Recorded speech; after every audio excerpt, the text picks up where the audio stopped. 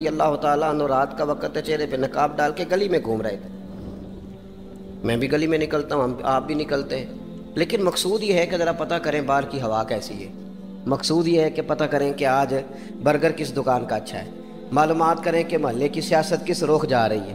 وہ بھی نکلتے تھے، لیکن مقصود یہ نہیں تھا۔ مقصد سمجھ گئے تھے نا، وہ اس لیے نکلتے تھے کہ پتہ کروں کوئی دکھی تو نہیں، کوئی تکلیف میں تو نہیں، کوئی آزمائش میں تو نہیں۔ دیکھیں نا، کام وہی ہے، میں بھی کرتا ہوں، آپ بھی کرتے ہیں، ساری دنیا کرتی، لیکن وہ ایکم احسن عملا، کردار کس کا ستھرا ہے، ذہن کس کا اونچا ہے، ذوق کس کا بڑا ہے۔ زندگی وہ بھی بتا گئے، ہم بھی گزار رہے ہیں، لیکن وہی کمزور باتیں اور وہی روایتی گفتگو اور وہی لب و لہجہ اور وہی دنیا داری کے مخصوص سی ہماری گفتگو، فلاں کیا کر رہا ہے، کہاں پہنچ گیا۔ اگر پیسے کسی نے نہیں کمائے تو کہاں نکھٹو ہے تب نہیں کمائے، اور اگر زیادہ کما لیا تو کہنے لگے ایک نمبر طریقے سے تو نہیں کمائے جا سکتے، یہ کوئی غلط رستہ بنی گفتگو ہے بس، نشستن گفتن برخاستن۔ تو اعلیٰ کام، اعلیٰ کردار ان لوگوں، حضرت عمر گزر رہے تھے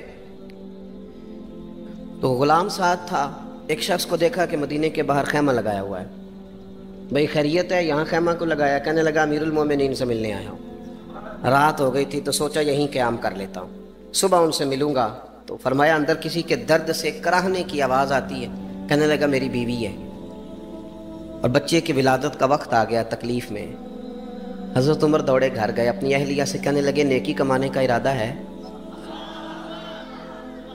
اس نے کہا ہے۔ مقصد سمجھ گئے تھے نا وہ لوگ، بالکل ہے۔ فرمایا جو ضرورت کی چیزیں ولادت کے وقت ہوتی ہیں لے لیں، کچھ گھی لے لیا، کچھ چنے لے لیے، کچھ ضرورت کی چیزیں لے لی، خاتون کو ساتھ لیا۔ یہ خاتون اول کی بات کر رہا ہوں میں خاتون اول کی بات کر رہا ہوں۔ حضرت فاروق اعظم رضی اللہ تعالیٰ عنہ امیر المومنین ہیں۔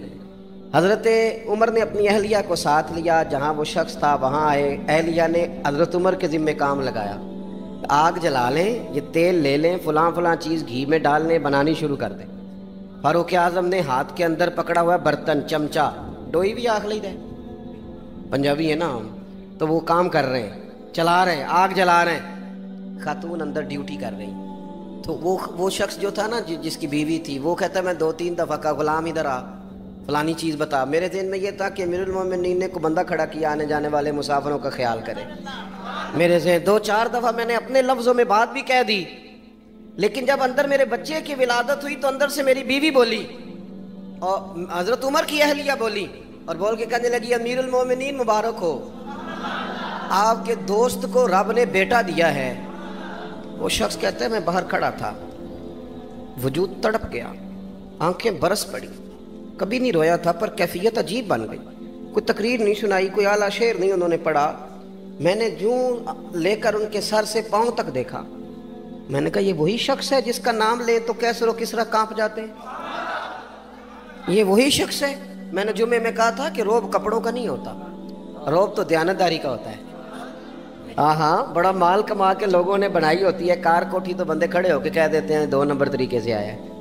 اور 13ویں-14ویں گریڈ کا ملازم ہو تو اس کے سامنے بہت بڑا افسر ڈر رہا ہوتا ہے، یار بندہ دیانتدار ہے، یہ رشوت نہیں لیتا، سفارش نہیں مانتا، یہ میرٹ پہ کام کرتا ہے۔ تو روب تو آپ کی دیانتداری کا ہے، آپ کی سچائی کا ہے۔ اپنی زندگی میں جو لوگ مقصد سمجھ گئے، مقاصد پا گئے، کچھ کر گئے، ہم ذرا الجھ گئے ہیں۔ پہلے اتنا شاندار مکان بناتے ہیں، پھر مرنے کو کس کا دل چاہے؟ اتنی محنت کر کے جو ہے وہ کوٹھی بنائی ہے تو اب چھوڑ کے کون جائے؟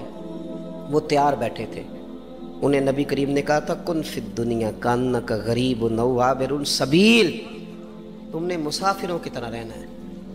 او میرے بھائی، کبھی دیکھا ہے ایئرپورٹ پہ مسافر لڑتا ہو کہ میں نے یہ جگہ خریدنی ہے؟ اسے پتہ ہے کہ ابھی فلائٹ آنی ہے، میں نے تو چلے جانا ہے۔ ریلوے اسٹیشن پہ جو جگہ ہوتی ہے وہ خریدنے کے لیے لوگ رٹا نہیں ڈالتے، انہیں پتہ ہے پہلی ٹرین سے چلے جانا ہے۔ بس سٹاپ پہ جھگڑے نہیں ہوتے کہ یہ کرسی میری ہے، جانا جو ہے مٹی دیں تے مٹی رہنا ہی، ایویں کادی بلے بلے، اج مٹی دے اتے بندے آتے کل مٹی دے تھلے۔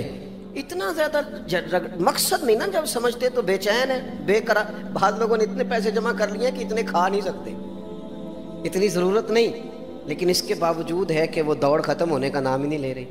حضرت صدیق اکبر رضی اللہ تعالیٰ عنہ امیر المومنین ہے۔ بادشاہوں کے بڑے بات ہوتی ہے، ہمارے ملک میں ایسے بھی بادشاہ گزرے ہیں کہ جو سفر پہ جاتے تھے تو خانسامے بھی لے جاتے تھے، باورچیوں کو بھی لے کے جاتے تھے کہ کھانا میری مرضی کا ہونا چاہیے۔ حضرت ابوبکر صدیق نے پانی مانگا، امیر المومنین، تو صحابہ نے نا شہد ملا پانی پیش کیا۔ کوئی اتنی لمبی بات تو نہیں، لیکن صدیق اکبر رو ہی پڑے، اور اتنا روئے کہ ہجکیاں بن گئیں۔ لوگ کہتے ہیں پتہ نہیں تھا کس بات پہ رو رہے ہیں، پر ہم بھی رو پڑے۔ حضور آپ کیوں روتے ہیں؟ تو آپ فرمانے لگے یار مجھے آسانیوں میں مبتلا کرنے لگے ہو، مجھے ان دنیا کی لذات میں الجھانے لگے ہو۔ میں حضور کی بارگاہ میں بیٹھا تھا تو اللہ کے رسول فرما رہے تھے پیچھے ہٹ جا، پیچھے ہٹ جا، پیچھے ہٹ جا۔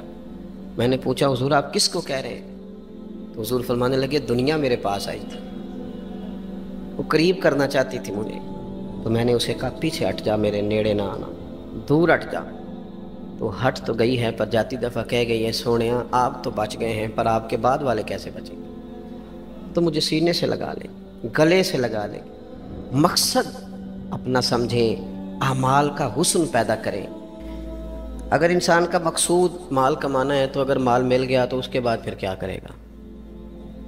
کسی نے طے کر لیا تھا کہ بہت بڑی گاڑی اور بہت بڑا بنگلہ مجھے چاہیے، تو وہ بنگلہ اسے مل گیا، گاڑی آ گئی۔ اب تو مقاصد کیونکہ طے نہیں ہوتے، تو جو چیز انسان چھوٹا سا مقصد طے کرتا ہے وہ اسے حاصل ہو جاتا ہے۔ میں نے ملک سے باہر جانا ہے، گھر سیٹ کرنا ہے، ساتھ والا پلاٹ لینا ہے، ہو گیا سارا کچھ، تو اب وہ پھر انسان بے چین ہو جاتا ہے، پریشان رہتا ہے، کہتا ہے سمجھ نہیں آتی مطلب مقصود کیا ہے۔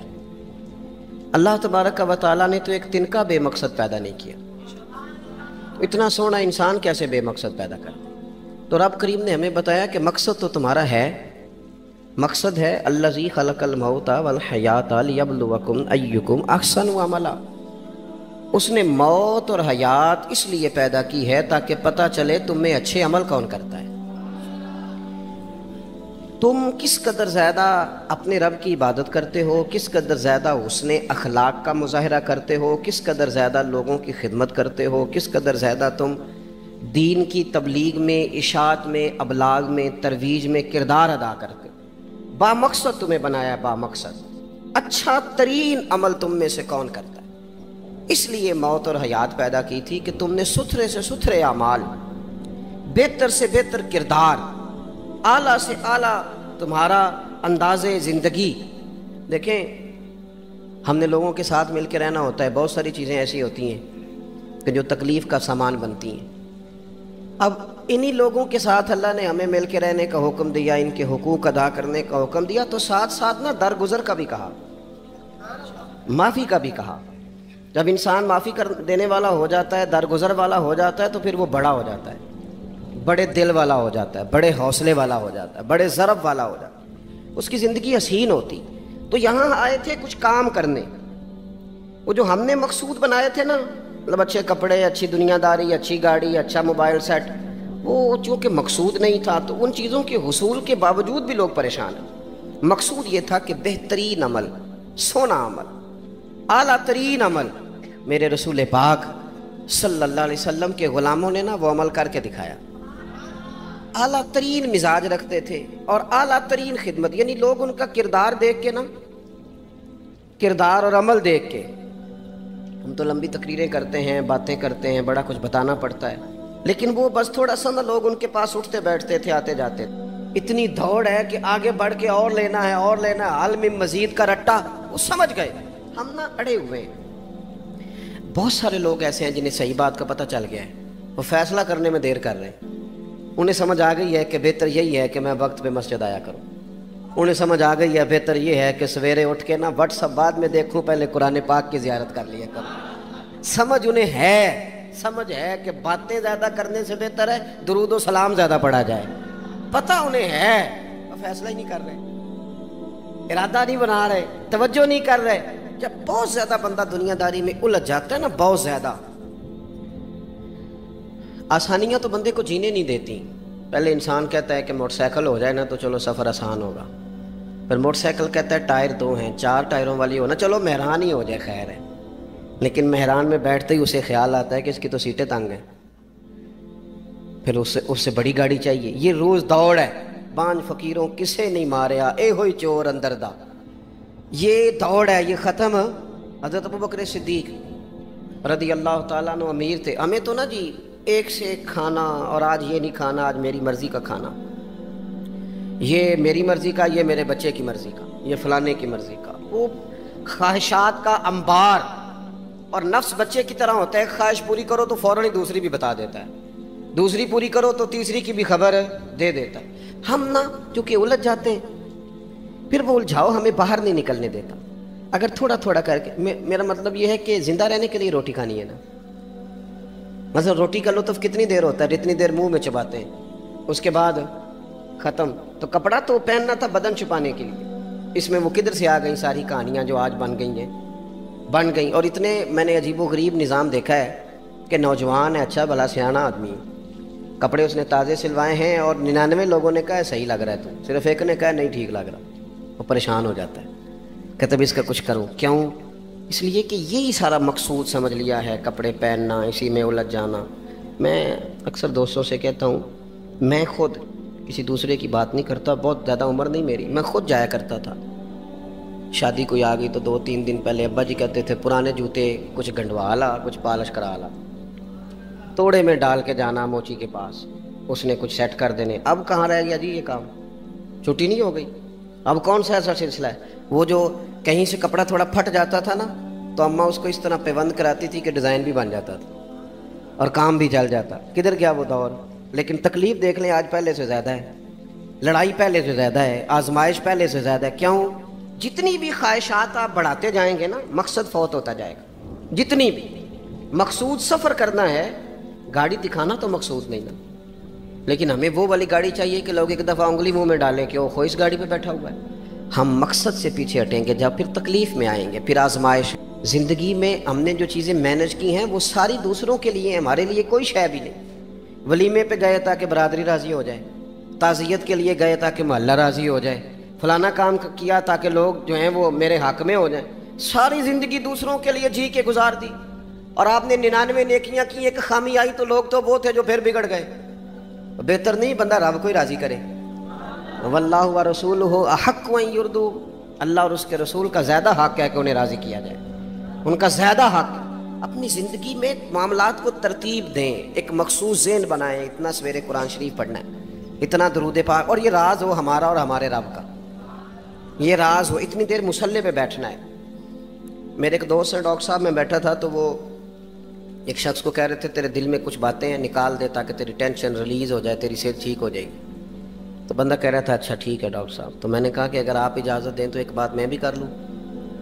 نے کہا آپ بھی کر لیں۔ تو میں نے کہا ڈاکٹر صاحب کچھ دکھ بڑے ذاتی اور نجی ہوتے ہیں، بندہ کسی کے سامنے کہہ ہی نہیں سکتا، بڑے ذاتی قسم کے ہوتے ہیں، وہ آپ کسی کے سامنے جتنا مرضی کوئی قریبی ہو، وہ بندے کی اپنی اندر کی کچھ ایسی تکلیفیں ہوتی ہیں اندر کی، آزم گنڈاں دے وچ گنڈاں 10 کیڑی کھولا، بڑے مسئلے ہوتے ہیں، آپ کیسے بیان کر سکتے ہیں، سوال ہی نہیں پیدا ہوتا۔ تو کہنے لگا پیر صاحب حال تو ہوگا نا؟ میں نے کہا بالکل ہے، ہمیں ہمارے دین نے دعا سکھائی ہے، جو کسی سے نہیں کہہ سکتے وہ اپنے رب سے کہہ دو، اللہ کے حضور عرض کر دو، کشکول طلب دراز کر کے کہہ دو مالک یہاں پریشان ہوں، وہ بڑا کریم ہے، عطا بھی کرے گا اور پردہ پوشی بھی فرمائے گا۔ اپنے اللہ کے ساتھ اپنا تعلق مضبوط کریں، اپنی زندگی میں حسن اعمال کا پیدا کریں، اعمال کا، کہانیوں کا نہیں، باتوں کا نہیں، تصویروں کا نہیں، نئی سے نئی پکچر کا نہیں، اعمال کا۔ اور خوبصورت ترین طریقہ ہو، دیکھیں نا مشکل سے بھی تو نماز پڑھنی ہے نا، سویرے ابا بڑے غصے میں تھے تو پھر مجھے اٹھنا ہی پڑا، تو اس طرح بھی تو پڑھنی ہے۔ تو اگر بندہ ذوق سے اٹھے اور ذرا سونا کر کے وضو کرے اور ذرا صحیح کر کے مصلی بچھائے اور سجدہ کرے تو ذرا ذوق سے کرے، مجھے سوز دے، مجھے ساز دے، مجھے نیم شب کا نیاز دے، دم سجدہ خود کو میں توڑ دوں، مجھے ایسا ذوق نماز دے۔ اس ذوق کے ساتھ آگے بڑھے، مقاصد جب بندہ سمجھ جاتا ہے نا، مقاصد، پھر اس کے لیے آسانی ہوتی ہے۔ میں نے عرض کیا تھا زیادہ باتیں نہیں کرنی، مقصود تو ایک پیغام دینا ہے۔ اب ہم نے جانے والوں کے لیے کیا کرنا ہے؟ ایک تو یہ کہ اپنا مقصد ٹھیک کرنا ہے کہ جو رخصت ہو گئے، اپنے بزرگوں کو نا یاد رکھیں، اصل کام ہے ان کو کھول کے بتائیے۔ سال کے بعد ختم بڑی اچھی بات ہے، سسماہی ششماہی سیماہی سب ٹھیک ہے، ان کو یاد رکھیں۔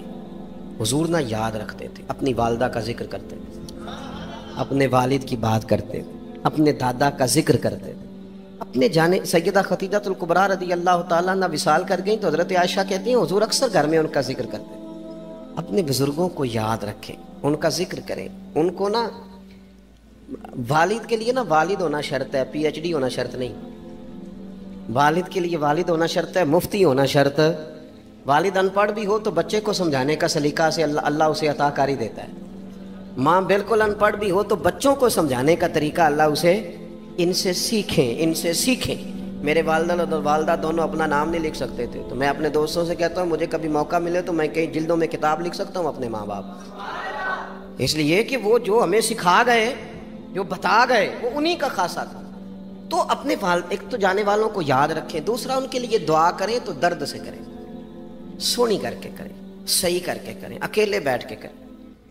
دعا کا سب سے زیادہ تعلق آپ کے دل کی آواز کے ساتھ ہوتا ہے، اور جس طرز میں حضور نے ہمیں حدیث سکھائی ہے نا، اس رنگ میں کبھی آپ حدیث کو سیکھیں، سمجھیں نا۔ حضور فرماتے ہیں جس طرح دریا میں ڈوبنے والا سہارا تلاش کرتا، دریا میں اسے کتنی کو جلدی ہوتی ہے، غوطے لگ رہے ہوتے ہیں، وہ اس طرح کا نہیں ہوتا کہ میں عصر کی نماز کے بعد پھر آؤں گا تجھے نکالنے، اس طرح تو نہیں نہ ہوتا۔ دریا میں ڈوبنے والا جس طرح کشتی سہارا تلاش کرتا ہے، حضور فرماتے ہیں اس طرح قبر میں جانے والا دعاؤں کا انتظار کرتا ہے۔ آپ نے دیر کر دی دعا مانگنے میں، ختم دلانے میں دیر کر دی، کت صبح و شام ہمہ وقت دعا۔ ابھی آپ آیتیں سن رہے تھے سورہ ابراہیم کی، اللہ نے نماز میں رکھ دی، ربنا اغفر لی ولوالدی وللمؤمنین یوم یقوم الحساب۔ ایک تو انہیں یاد رکھیں، خوب دعا کریں، اور دوسرا کوشش کریں کہ وہ جو نیکیاں کرتے تھے وہ نیکیاں بھی جاری رہیں، جن لوگوں سے ان کا اچھا تعلق تھا وہ تعلق بھی قائم رہے۔ یہ بھی کوشش کریں کہ ان کے لیے صدقات و خیرات کریں، اور قیمتی صدقہ دیں۔ قیمتی، میں بات ختم کرنے لگا ہوں، بس قیمتی صدقہ دیں، قیمتی۔ 15 تولے سونا گھر میں پڑا ہوتا ہے، قیمتی ہوتا ہے نا۔ کبھی کسی نے چوک میں بتایا کہ آج 15 تولے سونا میرے گھر میں پڑا ہے؟ بولو نا، لگتا ہے تو 10 چھڑنا ہے۔ اگر گھر میں 50 لاکھ روپے کیش پڑا ہو تو چوک میں گلی میں آ کے آپ بات کریں کہ گھر میں پیسے پڑے ہیں؟ کیوں؟ کہ وہ قیمتی ہیں، کوئی لے نہ لے۔ تو یہ جو 5000 مسجد دیکھ کے سارے محلے کو بتاتے ہو یہ بھی صدقہ تھا، یہ بڑا قیمتی چیز تھی، یہ بتانے والا نہیں تھا، یہ تو نیکی تو قیمتی تھی۔ قیمتی چیز جو ہوتی ہے وہ تو چھپائی جاتی ہے کہ بتائی جاتی ہے؟ یہ جو بیٹیاں ہیں نا اسلام کی، مائیں بہنیں، یہ قیمتی ہیں، اس لیے اسلام انہیں کہتا ہے تم گلیوں اور چوکوں میں آنے والی نہیں، قیمتی چیزیں گھر کے اندر رہا کرتی ہیں۔ تم قیمتی چیزیں ہو، تمہارا وجود قیمتی ہے، تم کبھی ماں ہو، کبھی بیٹی ہو، کبھی بہن ہو، کبھی بیوی ہو، قیمتی ہو، اس لیے تمہیں اسلام کہتا ہے کہ گھر کے اندر رہو گی تو تمہاری قیمت رہے گی۔ کچھ چیزیں ایسی ہیں جو چوکوں میں گلیوں میں پھیل جائے تو ان کی قیمت نہیں رہتی، اس لیے تمہیں کہا جاتا ہے کہ گھر میں رہو۔ یہ جو تمہیں چوکوں میں لاتے ہیں یہ تمہیں بے وقت کرنا چاہتے ہیں، بے قیمت کرنا چاہتے ہیں۔ انسان تھوڑی دیر کے لیے، اگر تھوڑی دیر کے لیے غور کرے تو بڑے بڑے جانور انسان سے بڑے طاقتور ہیں، لیکن اللہ نے ان کی نکیل انسان کے ہاتھ میں تھما دی۔ اتنا بڑا جہاز ہے، ٹنوں وزن لے کے چل رہا ہے، انسان کے بس کی بات نہیں کہ وہ کئی لوگ لگ کے بھی اس کو اٹھا سکیں، لیکن اللہ نے اس کے قبضہ و اختیار میں کر دیا ہے۔ فرمایا هو الذی خلق لکم ما فی الارض جمیعا، زمین میں جو کچھ ہے سارا تیرے لیے بنایا ہے، آسمان میں جو ہے سارا تیرے لیے بنایا ہے۔ وما خلقت الجن والانس الا لیعبدون، فرمایا کل کائنات میں نے تیرے لیے بنائی ہے اور تجھے میں نے اپنی عبادت کے لیے پیدا فرمایا ہے۔ تو جنوں اور انسانوں کو اللہ نے اپنی عبادت کے لیے تخلیق فرمایا۔ مقصد زندگی، مقصد تخلیق، دنیا میں آنے کا مقصد اولین اور مقصد آخرین اللہ کی عبادت، اللہ کی معرفت، اللہ کی طرف توجہ، اللہ کی طرف رجوع، یہی ایک مقصد تھا انسان کے آنے کا۔ اسی کو قرآن نے بیان کیا تھا۔ اپنے اپنے مقاصد، درود شریف پڑھنے والوں سے بلند صلاۃ و سلام علیک یا سید یا رسول اللہ۔ اپنے اپنے مقاصد، اپنے اپنے معاملات کو ہم نے ترتیب دے لیا ہے۔ صبح سے شام تک کے معاملات سارے کے سارے ہمارے ذاتی، نجی اور ہمارے اپنے بنائے ہوئے مقاصد کے تحت گزر رہے ہیں۔ حالانکہ رب کریم نے فرمایا کہ انسان، میں نے تجھے اپنی عبادت کے لیے بنایا ہے، اپنے لیے تجھے بنایا ہے، تو میری بارگاہ میں سجدہ ریز ہو، تو میری بارگاہ کی طرف توجہ کرے، تو میرے لیے تسبیح پڑھے، تو تحلیل کے جملے بولے، تو تکبیر کہے، تو میرے محبوب پہ نازل ہونے والے قرآن کی تلاوت کرے۔ تجھے تو اس لیے بنایا تھا۔ عبادت کا معنی یاد رکھیے گا، عبادت کا معنی فقط نماز پڑھنا نہیں، عبادت کا معنی صرف نماز پڑھنا نہیں، نماز عبادت کا ایک جز ہے، نماز عبادت کا ایک حصہ ہے۔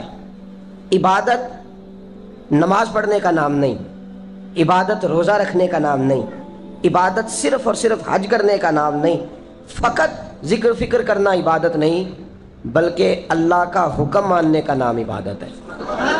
خدا رسول کی بات ماننے کا نام عبادت ہے۔ جہاں جانے کا خدا حکم دے وہاں چلے جاؤ، یہ عبادت ہے۔ جہاں جانے سے منع کر دے وہاں کبھی نہ جاؤ، یہ عبادت ہے۔ اگر نماز پڑھنے کا نام ہی عبادت ہوتا تو پھر فجر کی فجر کے وقت کیوں پڑھنی پڑتی، پھر ظہر میں ہی کیوں فرض ہوتی، پھر عصر کا وقت مغرب میں جا کے کیوں نہ شروع کیا جاتا، پھر انسان کی مرضی تھی جب پڑھ لیتا۔ فرمایا نہیں، عبادت میری ہے، اصل میری اطاعت ہے۔ میں جب کہوں کہ یہ فجر کا وقت ہے تو تجھے فجر مان کے پڑھنا، جب کہوں ظہر کا وقت ہے تو ظہر مان کے۔ ہم نے عبادت کو مخصوص کر دیا، مسجد میں چلے جانا، نفل پڑھ لینا، کچھ دیر قرآن شریف پڑھ لینا، کچھ دیر اللہ کی عبادت کر لینا، کچھ دیر ذکر اذکار کر لینا، اس کا نام عبادت ہے۔ اور باہر نکل کے بے شک جھوٹ بولے، باہر نکل کے بے شک غیبت کرے، باہر نکلے اور کم تولے، باہر نکلے اور اپنی من مرضی کرے، تو یہ عبادت نہیں۔ اس لیے کہ ہم اس خدا کے ماننے والے ہیں جو صرف مسجد میں نہیں ہوتا، بلکہ جلوہ تیری ذات کا کو بکو ہے، میں جدھر دیکھتا ہوں ادھر تو ہی تو ہے۔ ہمارا خدا صرف مسجد میں نہیں ہے، اللہ ہر جگہ ہے۔ جے میں تینوں اندر جانا پھر مقید جانا، جے میں تینوں باہر سمجھا اندر کون سمانا، اندر بھی تو ہے باہر بھی تو ہے، وچ بلا کون نمانا۔ اصل بات یہ ہے کہ جب خدا ہر جگہ ہے تو اللہ تبارک و تعالیٰ کا حکم ہر جگہ ماننا ہے، ہر جگہ اطاعت کرنی ہے، ہر لحاظ سے۔ رب کی بات ماننے کا نام عبادت ہے، اللہ کی، اس کے رسول الپاک صلی اللہ علیہ وسلم کی بات ماننے کا نام، توجہ ہے آپ کی میری بات پہ؟ عبادت کا مفہوم سمجھیے گا، عبادت کا مفہوم سمجھیے گا۔ ہمارا وہ دین نہیں جو پنڈتوں جوگیوں راہبوں کا مذہب ہے کہ جنگلوں میں نکل جاؤ تسبیح لے لو، میں کھٹکتا ہوں دل عالم میں کانٹے کی طرح اور تو فقط اللہ اللہ اللہ۔ یہ مذہب نہیں۔ ہمارا دین کہتا ہے مسجد میں بیٹھ کے جو ذکر کرے گا اسے بھی ثواب ملے گا، اور جو محنت کر کے کما کے بچوں کو کھلائے گا اسے بھی ثواب ملے گا۔ ہمارا دین یہ کہتا ہے جو مسجد میں بیٹھ کے قرآن پڑھے گا اسے بھی ثواب ملے گا، اور جو گلی میں پڑا ہوا کانٹا اٹھا دے گا اسے بھی اللہ اجر عطا فرمائے گا۔ اللہ کا حکم ماننا، اللہ کا حکم ماننے کا نام عبادت۔ محمود غزنوی کے پاس ہیرا ہے، محمود غزنوی کے بڑے غلام تھے تو ایک بڑا پیارا تھا اسے، آپ جانتے ہیں اس کا نام کیا تھا؟ ایاز۔ محمود غزنوی کو بڑا تو حسد شروع ہو جاتا ہے ہر جگہ، اللہ ماشاءاللہ۔ لوگ کہنے لگے بادشاہ ہر وقت اسی کو پیار کرتا رہتا ہے، ہر وقت اسی کی طرف توجہ کرتا رہتا ہے۔ بادشاہ نے ایک دن آزمانا چاہا، اتنا ہیرا تھا، موٹا ہیرا بادشاہ کے پاس۔ بادشاہ نے ایک وزیر صاحب کو بلایا، کہا یہ اینٹ پکڑو، ہیرے پہ مارو، اسے توڑ دو۔ کہنے لگا بادشاہ بات تیری ٹھیک ہے پر بڑا قیمتی ہیرا ہے، کیوں تڑوا رہے ہیں آپ؟ مال خزانہ میں رکھ دیں، کام آئے گا، کسی نہ کسی جگہ پہ استعمال ہو جائے گا، آپ کیوں اس کو تڑوانے کی ضد کر رہے ہیں؟ بادشاہ سلامت نے کہا اچھا تم نے ٹھیک مشورہ دیا، میں ہی جذبات میں آ گیا تھا۔ ایک دوسرے آدمی کو بلایا، اس کو کہا یہ ہیرا توڑنا ہے۔ اس نے کہا بادشاہ مجھے لگتا ہے پوری دنیا میں اتنا موٹا ہیرا تیرے پاس ہے، کسی اور کے پاس نہیں ہوگا، یہ توڑنے کی چیز نہیں تجوری میں سنبھالنے کی چیز ہے، اسے سنبھال کے رکھ۔ تیسرے کو بلایا، چوتھے کو بلایا، جس کو بھی بلاتا رہا وہ بادشاہ کو سمجھاتا رہا، جس کو بلایا بادشاہ کو سمجھایا۔ ایاز کی باری آئی، کہا ایاز ادھر آ، توجہ ہے آپ کی؟ ایاز ادھر آ، یہ ہیرا تو توڑ دے۔ اس نے اینٹ پکڑی، زور سے ماری، ہیرا توڑ دیا۔ بادشاہ کہنے لگا بڑا بیوقوف ہے بھائی تو، یہ سارے میرے خیر خواہ تھے مجھے سمجھاتے رہے اور تو نے خیال ہی نہیں کیا، میں بیوقوف تھا تو تو بھی ساتھ ہو گیا، توڑ ہی دیا۔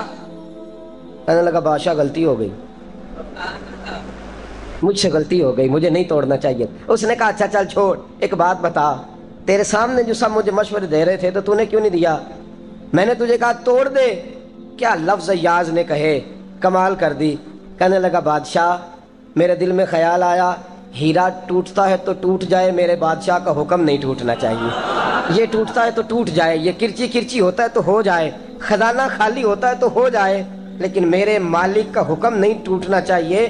بادشاہ میں ہر چیز توڑ دوں گا پر میں تیرا حکم نہیں توڑ سکتا۔ بس دوستو یہی عبادت ہے، بلا مثال و بلا تشبیہ بات سمجھیے گا۔ جس نے خدا کا حکم توڑ دیا اس نے عبادت نہیں کی، اور جس نے خدا کا حکم اچھا آؤ نماز کے لیے، دکان کا وقت ہے، گاہک بھی زیادہ آ گئے ہیں، رش پڑ گیا ہے، اب تھوڑا وقت مشکل ہو جائے گا، ذرا تھوڑی دیر میں پڑھ لوں گا۔ ہیرا ٹوٹتا ہے تو ٹوٹ جائے، گاہک آنے کا سلسلہ ٹوٹتا ہے تو ٹوٹ جائے، روزی آنے کا سلسلہ ٹوٹتا ہے تو ٹوٹ جائے، مسلمانوں خدا کا حکم نہیں ٹوٹنا چاہیے، رسول اللہ کا فرمان نہیں ٹوٹنا چاہیے۔ میرے رسول پاک صلی اللہ تعالیٰ علیہ وسلم کا اقبال نے کیا کہا؟ کہنے لگا اے طائر لاہوتی، اس رزق سے موت اچھی جس رزق سے آتی ہو پرواز میں کوتاہی۔ کہا خدا کا حکم نہ توڑ بیٹھنا، اور عبادت بھی جس کو اللہ کہہ دے وہ عبادت ہے۔ ایک بندہ زوال کے وقت نماز پڑھنے کھڑا ہو جائے تو ہو جائے گی، کیوں؟ نماز نہیں پڑھ رہا۔ اچھا میں آپ کو روایت سناتا ہوں، شیر خدا مولا کائنات حضرت علی المرتضی رضی اللہ تعالیٰ عنہ فرماتے ہیں رسول پاک صلی اللہ علیہ وسلم نے ہمیں منع فرمایا جب عید الفطر کا دن ہو یا عید الاضحیٰ کا دن ہو تو تم نے کیا کرنا ہے؟ فجر کی نماز پڑھنی ہے، اس کے بعد اشراق چاشت نہیں پڑھنی، فجر سے لے کر عید کی نماز تک درمیان میں کوئی نماز نہ پڑھنا۔ جب عید کی نماز ہو چکے پھر تمہیں اجازت ہے جتنے مرضی نفل پڑھو، لیکن فجر سے لے کر عید تک تم کوئی اور نماز نفل درمیان میں نہ پڑھنا۔ حضرت علی المرتضی شیر خدا کا زمانہ ہے، عید کا اعلان ہو گیا، عیدگاہ میں لوگ اکٹھے ہو رہے ہیں، ایک شخص دوڑا آیا، اس نے آ کے نماز کی نیت باندھ لی۔ توجہ ہے آپ کی؟ میں نے کہا عبادت ہے خدا کا حکم ماننے کا نام۔ حضرت علی رضی اللہ تعالیٰ عنہ نے نماز کے بعد اس شخص کو بلایا، فرمایا ادھر آ، تجھے نہیں پتا کہ جب تک عید کی نماز نہیں ہوتی کوئی اور نفل نہیں پڑھیں گے؟ کہنے لگا جی میں نے نماز ہی پڑھی ہے، کوئی جرم کیا ہے؟ نماز پڑھی ہے نا، میں نے سجدہ کیا ہے، کوئی جرم ہے؟ حضرت علی نے تلوار نکال لی، فرمایا جو مصطفیٰ کی سنت توڑ کے نفل بھی پڑھے گا میں اس کا بھی سر قلم کر دوں گا، جو رسول پاک کے حکم کے خلاف عبادت بھی کرے گا اس کو بھی قتل کر دیا جائے گا، توبہ کر۔ یاد رکھیے گا عبادت خدا رسول کی بات ماننے کا نام ہے۔ آپ سویرے 8 بجے اٹھ کے کھڑے ہو جائیں کہ میں نے تو فجر پڑھنی ہے، فجر کا وقت 8 بجے نہیں ہوتا، وہ گزر گئی 4 بجے، 4:15 بجے ہو چکا۔ ایک شخص شام 7 بجے کھڑا ہو جائے کہے جی میں تو ظہر کی نماز 7 بجے پڑھا کروں گا، یہ کیسے ممکن ہے؟ اس کا وقت تو 2 بجے کے راؤنڈ اباؤٹ ہے، تجھے اسی وقت ادا کرنی۔ یاد رکھیے گا عزیز ساتھیو، عبادت اللہ کا حکم ماننے کا نام ہے، لیکن عبادت کی بہت بڑی جو ایک رکن ہے، عبادت کا بہت بڑا جو ایک جز ہے وہ نماز پڑھنا ہے، بہت بڑا جز۔ حضرت محمد بن ابی بکر حضرت صدیق اکبر کے صاحبزادے رضی اللہ تعالیٰ عنہ کیا فرماتے ہیں مسلمانوں بڑے نصیبوں والے ہو، بڑے نصیبوں والے ہو، تمہیں تو اللہ کی بارگاہ میں جانے کے لیے اجازت ہی نہیں لینی پڑتی، اللہ نے تمہارے لیے دروازہ ہی کھول دیا ہے، جب دل کیا وضو کیا نماز کی نیت باندھی اللہ کے دروازے کھل گئے، اور بغیر کسی ترجمان کے تم نے اپنے رب سے بات کرنی شروع کر دی۔ عبادت ایسی نعمت ہے، اللہ کی بارگاہ میں کھڑے ہونا، سجدہ کرنا اتنی بڑی فضیلت کی بات ہے۔ یہ حدیث میرا خیال ہے آپ کو کبھی بھولنی نہیں چاہیے۔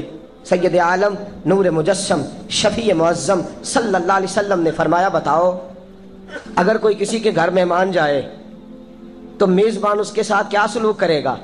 تو صحابہ کہنے لگا یا رسول اللہ جتنا میزبان اچھا ہوگا اتنا ہی اچھا سلوک کرے گا، جتنا وہ اعلیٰ ہوگا اتنا ہی اعلیٰ سلوک کرے گا، جتنا وہ عرفہ ہوگا اتنی ہی اس کی بات بھی بڑی ہوگی۔ نبی پاک صلی اللہ علیہ وسلم نے فرمایا جو مسجد جاتا ہے وہ اللہ کا مہمان ہے، جو مسجد جاتا ہے وہ اللہ کا مہمان ہے۔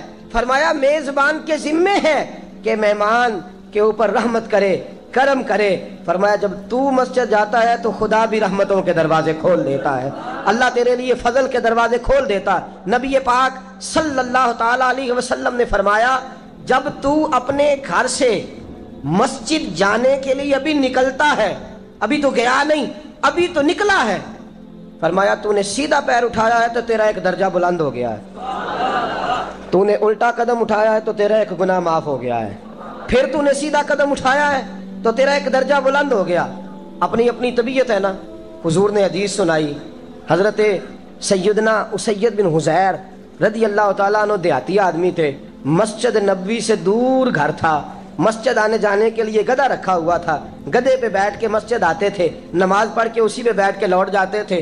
جس دن حضور نے فرمایا نا ایک قدم پہ ایک گناہ معاف ہوتا ہے, ایک قدم پہ ایک نیکی ملتی ہے, گدھا گھاری چھوڑا ہے. صحابہ کہنے لگے یار دور کا تیرا سفر ہے, تم آرام سے گدھے پہ آ جا. کہنے لگے کیوں, میں کیوں گدھے پہ آؤں, میں تو روز پیدل آؤں گا. تم سب کے تھوڑے تھوڑے گناہ معاف ہوں گے, تھوڑے تھوڑے درجے بلند ہوں گے. میں نے چونکہ دور سے آنا ہے, اللہ میرے زیادہ گناہ معاف فرمائے گا, میرے زیادہ درجے بلند فرمائے گا, میرے اوپر زیادہ کرم نوازی فرمائے گا. جو مسجد کی طرف چل کے آیا ایک ایک قدم پر اللہ اس کے درجے بلند کرے گا, ایک ایک قدم پہ اللہ اس کے گناہ معاف کرے گا. نبی پاک صلی اللہ تعالی وسلم کی اپنی سنت کیا ہے؟ حضرت زید بن ثابت رضی اللہ تعالیٰ عنہ فرماتے ہیں میں ایک دن حضور کے ساتھ مسجد کی طرف نکلا. جب ہم جانے لگے نا تو جو رسول پاک کا انداز تھا نا چلنے کا وہ بڑا پیارا ہوتا تھا. دھیما سا چلتے تھے, نظر مبارک جھکی رہتی تھی. سید عالم صلی اللہ علیہ وسلم کی ادائیں ایسی حسین تھیں. تیری سیرت تیری صورت زمانے سے نرالی ہے, تیری ہر ایک ادا پیارے ادائے بے مثالی ہے. فرمایا جھکی جھکی نظروں سے حضور چلتے تھے. آج میں ساتھ ہوں, پہلے بھی کئی دفعہ ساتھ تھا. مسجد کی طرف جا رہے تھے, کسی جگہ سے واپس لوٹے تھے, کسی کے گھر سے مسجد جا رہے تھے. فرمایا ہلکے ہلکے قدم, چھوٹے چھوٹے قدم, آہستہ آہستہ حضور چل رہے ہیں. فرماتے ہیں میرے دل میں بار بار خیال آتا کہ یہ حضور کا چلنے کا وہ انداز نہیں جس انداز میں حضور چلتے ہیں. چلتے پہلے بھی دھیما ہے, چلتے پہلے بھی بڑا پروقار ہے, لیکن آج کچھ زیادہ ہی آہستہ چل رہے ہیں, آج قدموں میں زیادہ ہی ٹھہراؤ آ گیا ہے. فرماتے میں بے چین تھا, میرے دل میں تصور تھا, جرت نہیں کرتا تھا پوچھ لوں اے پائے نظر ہوش میں آ یہ کوہ نبی ہے, آنکھوں سے بھی چلنا یہاں بے ادبی ہے. جرت نہیں ہوتی تھی کہ پوچھ ہی لوں, استفسار ہی کر لوں. فرماتے ہیں مسجد کا دروازہ آیا. کمال یہ تھا کہ آگے آگے حضور تھے, پیچھے پیچھے میں تھا. جب مسجد کا دروازہ آیا تو حضور نے رخ پھیرا. فرمایا تو سوچ رہا ہوگا کہ میں آہستہ آہستہ کیوں چل رہا ہوں, تو سوچ رہا ہوگا کہ میں آہستہ. ایک شعر ہے, اللہ کرے آپ کو یاد رہ جائے. میں بریلی شریف حاضر ہوا تو میں نے, ہمارے ایک شیخ تھے حضرت صدر العلماء علامہ تحسین رضا صاحب رحمۃ اللہ علیہ, میں نے ان سے کہا حضرت جی کو تازہ شعر لکھ کے دے مجھے, تازہ. تو کہنے لگے لو تازہ شعر آیا ہے, ابھی لکھا ہے. اعلیٰ حضرت فاضل بریلوی کے بھائی تھے مولانا حسن رضا, ان کے پوتے ہیں مولانا تحسین رضا رحمۃ اللہ تعالیٰ علیہ. 2008 میں آپ کا وصال ہوا. تازہ شعر لکھا. کہنے لگے علم غیب رسول کے منکر اس حقیقت کو بھول جاتے ہیں. اللہ کرے آپ شعر کے حسن کو سمجھیں, اور جو شعری ذوق کے لوگ ہیں وہ سمجھے کہ بات کہاں سے چھیڑی ہے, کہاں تک گئی ہے. علم غیب رسول کے منکر اس حقیقت کو بھول جاتے ہیں. غیب مانا کہ راز ہے لیکن راز اپنوں سے کب چھپاتے ہیں. علم غیب رسول کے منکر اس حقیقت کو بھول جاتے ہیں. غیب مانا کہ راز ہے لیکن راز اپنوں سے کب چھپاتے ہیں. حضرت زید بن ثابت رضی اللہ تعالیٰ عنہ فرماتے رخ پھیرا اور حضور نے فرمایا تو سوچ رہا ہوگا کہ سونے آج بڑے دھیمے دھیمے قدم چل رہے ہیں, بڑا آہستہ آہستہ قدم اٹھا رہے ہیں. حضور نے فرمایا جو مسجد کی طرف چل کے جاتا ہے اللہ کی رحمت آگے بڑھ کے اس کا استقبال کرتی ہے. اور فرمایا جتنے قدم زیادہ ہوتے ہیں اتنے درجے بھی زیادہ بلند ہوتے ہیں. میں اس لیے آہستہ آہستہ آیا ہوں کہ اللہ میرے زیادہ درجے بلند فرما دے, اس لیے آیا ہوں کہ زیادہ درجے. مسجد میں اس لیے آہستہ, عبادت کی فضیلت دیکھیں, گھر سے بندہ چلے, ابھی پتہ نہیں مسجد میں وضو کرنا ہے اس نے, ابھی پتہ نہیں 2 رکعتیں پڑھے گا کہ 4 پڑھے گا. فرمایا عبادت کے لیے نکل بھی پڑے تو اللہ اس کے درجے بلند کرنے شروع فرما دیتا ہے. درجے بلند ہونے شروع ہو گئے. بنو سلمہ قبیلہ ہے, محلہ ہے. بنو قریظہ یہودیوں کا محلہ تھا, اس کے بعد بنو سلمہ مسلمانوں کا محلہ تھا, اور تقریباً آج کے حساب سے 1.5-2 کلومیٹر کا فاصلہ تھا مسجد نبوی سے. پیدل چل کے آتے تھے لوگ. کتنے کلومیٹر پیدل چل کے آتے تھے, وہاں سے پیدل آتے تھے نماز پڑھنے. مسجد نبوی کے ساتھ یہودیوں کے مکان تھے, انہوں نے وہ جگہ خالی کر دی. بنو سلمہ قبیلے کے لوگوں نے چاہا کہ ہم جگہ کو خرید لیں. نبی کریم علیہ السلام کو پتہ چلا, حضور نے بلایا, فرمایا مجھے پتہ چلا ہے تم مسجد کے قریب آنے لگے ہو, ویسے ایک بات میرے دل میں ہے, میرا دل کرتا ہے کر دوں. صحابہ مسجد کے قریب رہنا پسند کرتے تھے، اور آج کل جی اے مولوی سو نہیں دیں دے. یقین کریں مسجد کے دائیں بائیں آگے پیچھے جو گھرانے ہوتے ہیں وہ کہتے ہیں جی ہم بڑے پریشان ہیں، یہ تو ہمیں سونے نہیں دیتے. صحابہ قریب رہنا. آپ دیکھیں نا نبی کریم علیہ السلام کا گھر دروازہ مسجد میں کھلتا ہے، حضرت صدیق اکبر کا گھر دروازہ مسجد میں کھلتا ہے، سیدہ فاطمہ جناب علی کا آستانہ دروازہ مسجد میں کھلتا ہے. صحابہ مسجد کے قریب رہنا پسند کرتے تھے. بنو سلمہ قبیلے کے لوگوں نے چاہا ہم بھی قریب آ جائیں. حضور نے بلایا، فرمایا مجھے پتہ چلا ہے تم مسجد کے قریب آنا چاہتے ہو. یا رسول اللہ دور سے چل کے آنا پڑتا ہے، ارادہ ہے قریب آ جائیں. حضور نے فرمایا دور ہی رہو، تم اس طرح کرو دور ہی رہو. کہا یا رسول اللہ کیا مطلب؟ فرمایا فرشتے جب بھی نیکیاں لکھتے ہیں عبادت کی، ابھی تک تمہارا پہلا نمبر ہے، ابھی تک تمہارا پہلا نمبر ہے. یا رسول اللہ کیا مطلب؟ فرمایا اس لیے کہ تم دور سے چل کے آتے ہو تو اللہ تمہیں زیادہ اجر عطا فرماتا ہے. آخر دعوانا ان الحمدللہ رب العالمین. اللہم صلی علی سیدنا و مولانا محمد. اللہم صلی علی سیدنا و مولانا محمد. اللہ کے شیر ہے در کرار پر درود، اللہ کے شیر ہے در کرار پر درود، اللہ کے شیر ہے در کرار پر درود. حضرت حسن حسین کے کردار پر درود. اللہم صلی علی سیدنا و مولانا محمد وعلی سیدنا علی و سیدتنا فاطمہ و سیدتنا زینب و سیدنا حسن و سیدنا حسین وعلی آلہ و صحبہ و بارک وسلم. زینب کی بارگاہ میں، زینب کی بارگاہ میں، زینب کی بارگاہ میں، زینب کی بارگاہ میں سلام نیاز ہے. زینب کی بارگاہ میں سلام نیاز ہے. جو مرتضیٰ کی لاڈلی زہرا کا ناز ہے. اللہم صلی علی سیدنا و مولانا محمد وعلی سیدنا علی و سیدتنا فاطمہ و سیدتنا زینب و سیدنا حسن و سید